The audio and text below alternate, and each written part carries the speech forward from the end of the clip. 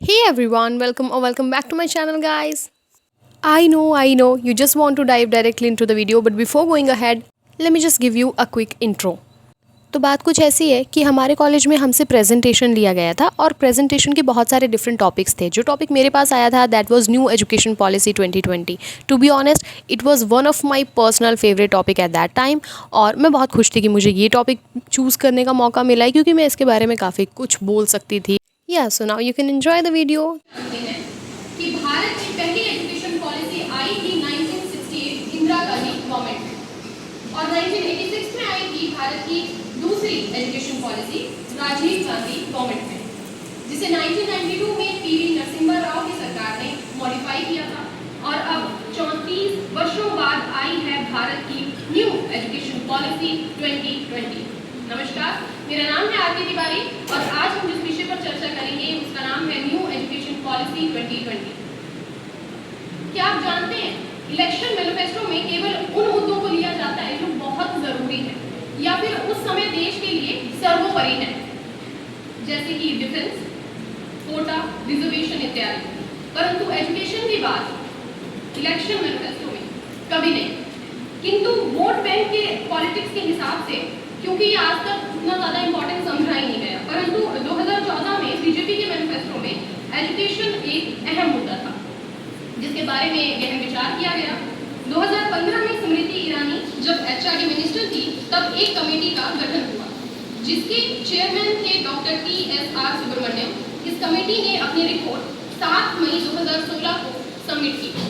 इसके बाद 2019 में फॉर्मर इसरो चीफ डॉक्टर के कस्तूरी रंजन की अध्यक्षता में एक नई कमेटी का गठन हुआ जिसमें 9 मेंबर्स थे।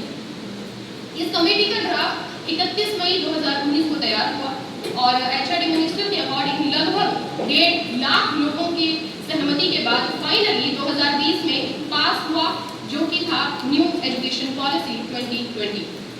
तो अब बात करते हैं इसके अंतर्गत कुछ बड़े बदलावों की। पहला, एमएचआरडी यानी ministry of human resource and department का नाम बदलकर मिनिस्ट्री ऑफ एजुकेशन कर दिया गया। दूसरा, गवर्नमेंट एजुकेशन में अपनी जीडीपी इन्वेस्टमेंट को 1.6% से बढ़ाकर कम से कम 6% करेगी, यानी एजुकेशन के स्तर पर अब कोई कॉम्प्रोमाइज नहीं होने वाला।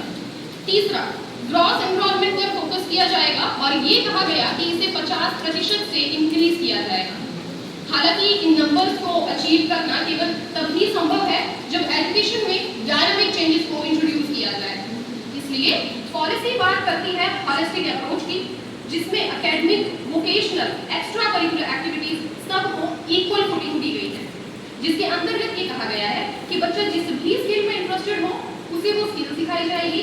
ये पॉलिसी पूरी तरह इस बात पर बल देती है कि जब बच्चा स्कूल से निकले तो वो कम से कम किसी एक स्किल में महारत हासिल कर चुका हो।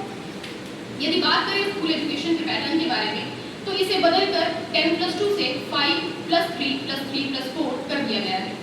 न्यू एजुकेशन पॉलिसी 2020 में इस बात का पूरा ध्यान रखा गया है कि बच्चे के दिमाग का विकास लगभग 5 वर्ष तक हो जाता है।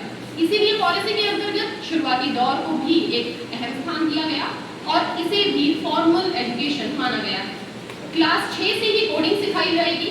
ये प्रैक्टिस चाइना में कई सालों से हो रही है और इसके परिणाम स्वरूप हम सब जानते हैं कि चाइना डेवलपमेंट की किन बुलंदियों को छू रहा है।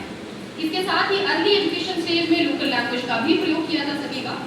ये प्रैक्टिस यूरोप में काफी पहले से हो रही है और इसके रिजल्ट वहाँ पॉजिटिव हैं। बच्चों का एक 360 डिग्री हॉलिस्टिक कार्ड भी बनाया जाएगा जिसमें बच्चों के करिकुलर, को करिकुलर, प्रैक्टिकल सबको इक्वल फुटिंग दी जाएगी। चलिए अब देखते हैं कि हायर सेकेंडरी स्तर पर क्या बड़े बदलाव किए गए। इस एरिया में पॉलिसी ने मल्टी डिसिप्लिनरी अप्रोच अपनाई है, यानी हॉलिस्टिक अंडर ग्रेजुएट प्रोग्राम होंगे जिसमें फ्लेक्सिबल करिकुलम होगा, वोकेशनल सब्जेक्ट होंगे और inter disciplinary combination of subjects भी अलाउड होंगे। इसका मतलब कि साइंस, कॉमर्स और ह्यूमैनिटीज का जो स्ट्रिक्ट डिवीजन था अब वो नहीं होगा। अब संस्कृत भाषा का ऑप्शन एजुकेशन के हर स्तर पर अवेलेबल रहेगा। एक एकेडमिक बैंक ऑफ क्रेडिट्स का भी प्रावधान किया गया है जिसके लेने पर बच्चे अपनी डिग्री के 1 साल पूरा होने के बाद इसे छोड़कर किसी दूसरी डिग्री या कोर्स में एनरोल हो पाएंगे और यदि वो वापस आए तो जहां से छोड़ा था वहीं से शुरुआत कर पाएंगे। इसके अलावा एमफिल को भी डिसकंटिन्यू कर दिया गया है। अब देखते हैं टीचर तौर पर क्या बड़े बदलाव किए गए? NCERT से कंसल्ट करके एक NCFTE यानी national curriculum framework for teacher education 2021 बनाई जाएगी और 2030 तक टीचिंग के लिए minimum qualification 4 year integrated B Ed degree लाने की बात भी की गई है। हालांकि न्यू एजुकेशन पॉलिसी के अंतर्गत और भी काफ़ी बड़े बदलाव थे, परंतु समय की बाध्यता को ध्यान में रखते हुए मैंने केवल उन पॉइंट्स पर जिक्र किया जिन पर मुझे लगा कि आज बात होनी चाहिए। देखिए, ये पॉलिसी पेपर में दिखने पर बहुत परफेक्ट और मुकम्मल सी नजर आती है, परंतु देखना ये होगा कि इम्प्लीमेंटेशन किस हद तक कामयाब हो पाएगा। ये मेरा पर्सनल ओपिनियन है कि कुछ एक पॉइंट ऐसे हैं जिनके बारे में हम अक्सर बात नहीं करते, किंतु बात होनी चाहिए, खासकर जब हम टीचिंग प्रोफेशन से बिलोंग करते हैं, टीचिंग फील्ड से बिलोंग करते हैं। तो अगर हम इसके बारे में बात नहीं करेंगे तो कौन करेगा?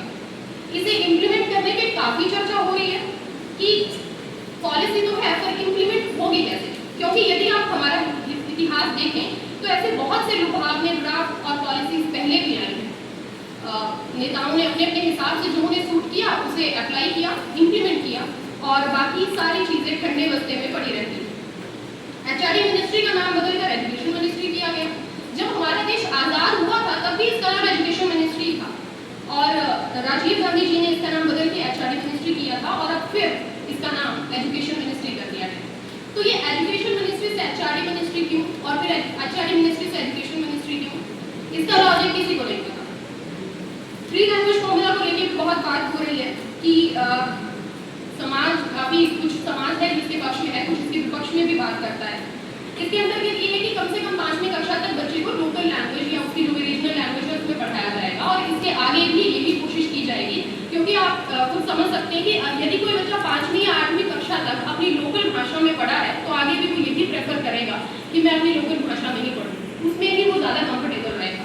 तो गवर्नमेंट स्कूल तो इसे अपनाएंगे इस चीज़ को, लेकिन क्या आपको लगता है कि प्राइवेट स्कूल और हमारे देश के बड़े बड़े नामचीन स्कूल जहाँ बड़े बड़े सेलिब्रिटीज़ के बच्चे भी पढ़ते हैं, खुद नेताओं के बच्चे भी पढ़ते हैं, बड़े बड़े कॉन्वेंट स्कूल अपनाएंगे इस चीज़ को? क्योंकि ये सब कोई लॉ नहीं है, जो करना ही पड़ेगा। ये एक पॉलिसी है जो कितनी कामयाब रहेगी ये स्टेट गवर्नमेंट पर भी निर्भर करता है। प्राइवेट स्कूल इंग्लिश में ही पढ़ाने वाले हैं और सारी बात घूम फिर कर फिर वही डिफरेंस गवर्नमेंट स्कूल और प्राइवेट स्कूल के बच्चे की एजुकेशन में डिफरेंस, जो कि शायद अभी भी रहेगा। देखिए, हर नेता चाहता है कि हिंदी इम्पोज की जाए आपके बच्चों पर, खुद के बच्चों पर नहीं, क्योंकि खुद के बच्चों को तो वो बाहर भेजेगा या इंग्लिश मीडियम स्कूल में पढ़ाएगा। इसमें और भी बहुत सी ऐसी बातें हैं जिन पर एक बड़ा प्रश्न चिन्ह है कि ये संभव होगा कैसे। लेकिन जैसा कि मैंने पहले भी कहा कि ये पॉलिसी बहुत खूबसूरत है और बहुत ही बढ़िया तरीके से पेपर में उतारी गई है। अगर इसी तरह इम्प्लीमेंट हुई तो काफ़ी चीज़ें हैं जो बदलाव लाएंगे और हमारे देश के लिए काफ़ी बदलाव के नए रास्ते खोलेंगे। फिलहाल मैं अपने आज के विषय को यहीं विराम दूंगी इस सवाल के साथ कि ये देखना बहुत इंटरेस्टिंग होगा, क्या न्यू एजुकेशन पॉलिसी इस तरह इम्प्लीमेंट हो पाएगी या नहीं। धन्यवाद। If you find this video informative, please subscribe my channel and don't forget to comment below which part did you like the most.